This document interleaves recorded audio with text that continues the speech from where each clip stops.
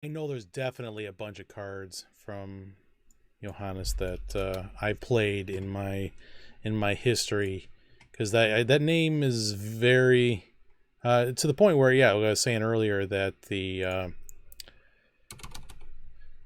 he has a Patreon that does you can join and get a monthly payment. You get some tokens that he draws. Oh, that's actually where the Angel of Vitality that we saw came from. Actually, alphabetically first, Angelic Destiny is one of the cards that I very remember. And let's get that up here real quick. And yeah, so Angelic Destiny, that was a huge card, M12 era, because you can make anything into a Baneslayer Angel. That's flying first strike, Angel, and then when that creature dies, you get this enchantment back to your hand. That is freaking ridiculous. I got beat so many times by that. It was just unbelievable. There was the Angel Vitality that we were beaten with. Actually, no, we picked up that we should have probably played, but we decided not to because I'm silly and didn't feel like playing blue-white flyers. Let's see here. Avacyn's Pilgrims. This is a good one. Back in the days of different mana, little mana guys, this actually made a white instead of the green like a Llanowar Elves does. And it was actually quite interesting because I know green white tokens was a popular thing. One that I know that I got a lot of use out of was the Blood Artist. My buddy Bill, he shortened this to Blardist once, and so it kind of stuck. We always insisted on calling it the Blardist. And so whenever another creature dies or himself, target player loses one life and I gain a life. That's a lot of creature sacrifice, a lot of stuff going on with that. Was pretty good. I know that I didn't really get much play out of this card, but the artwork is just really nice. You got that sort of behind the scenes sunset almost, and then looked. And when you chant the creature, that you get to make a creature every time you come through your upkeep.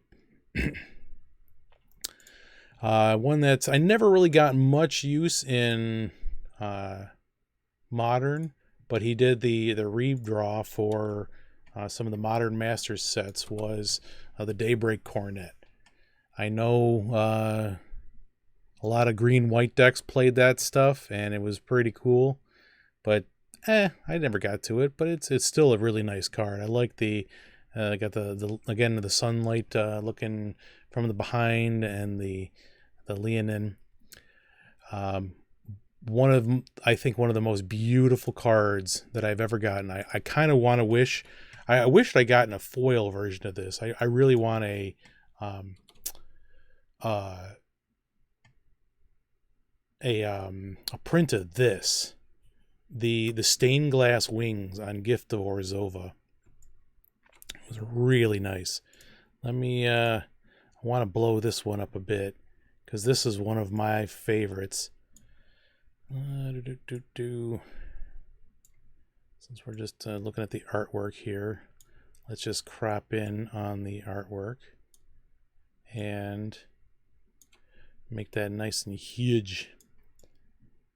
So that's this is the artwork for Angel of Orzhova. Really didn't get too much play in standard. I did get a few bit runs out of it. It was pretty good in the limited format, the drafts and the sealed, because it makes your creature flying lifelink a little pump there, and it can be played in either the blue or the black decks. That's pretty sweet. I like that card a lot. That is one of my favorite artworks. I think that's what got me interested in what he did with his with his Patreon stuff. If you do play current standard, you got your buddy Imperious Oligarch. I think she even got into some of the promotional materials for the Ravnica, latest Ravnica set. And or was it the Ravnica Legions? Yes, my brain's already gone out on that. But yeah, she seems pretty grumpy, but she definitely means business when it comes to that. Let's see, another beautiful Sunlight card. That was a Mentor of the Meek. That I didn't play too much of the White Weenies, but I know a lot of folks that did, and so that I definitely saw that around and got up and you had to deal with him quickly because they would make other creatures drop out pretty quick. Let's see, we got here a Phyrexian Metamorph. Is this one? I like this one was played in a few of my decks, mainly the probably the Mud deck in Legacy, because you could play it for 2 life and colorless. So in theory, it could be a colorless. Comes out as a copy as any artifact creature, or comes out as a copy of any artifact or creature already on the board. And at that time, that was when the legendary rule stated that there could not be 2 of any one creature on the board, period, of that name. So basically, this was your kill spell for their legendary creature. They play an Emrakul, boom, you play that guy out there, boom, now you've got an Emrakul, legendary rule, both die. So that's what you would use that card for. Another ones, it was actually, we were talking about with the Thragtusk last time, and here was the other part of some of the combos that I saw, was the Restoration Angel. Whenever she comes into play, you may exile target non-angel, you bounce it, and you bring it back in. So boom, you got a beast token and another and 5 life. So that was a pretty good one for the for that little trick. Come to that point. Now we got this one was a group effort. This was Johannes Voss with another artist, Jaina Shermer. I apologize if I'm mispronouncing that. Sheoldred, the Whispering One. This is a cool card. I had this as my commander general for a while. Not very many people love me for that, because at their passive abilities at the beginning of each opponent's upkeep, they have to sacrifice a creature, and then when your upkeep, if she's out on the battlefield, it comes back. You get to return a creature card to your hand. That's pretty sweet. Let's see what we got here. Sphere of the Suns. This was a nice card for anything that at the time came out during the Scars of Mirrodin block, or Return to Mirrodin. You'd have all sorts of mana rocks and things of that nature, and that was when you need all sorts of mana to do crazy shenanigans. Thalia. All right, my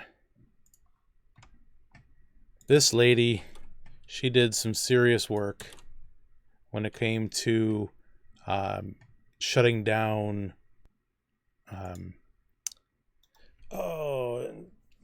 any kind of storm decks that you'd have, because it would make all of your spells cost 1 more.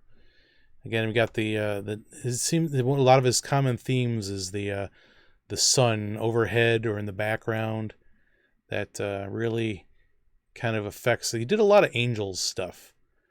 So that's a nice stuff. It really does well. So if you want to stick with what you're good at, I like it a lot.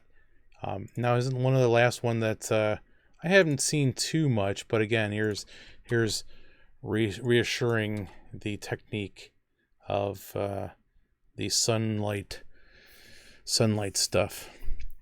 But yeah, if you do enjoy some of his work, I definitely check out his Patreon stuff, and feel free to peruse some of his artwork on Scryfall or Magic, the website.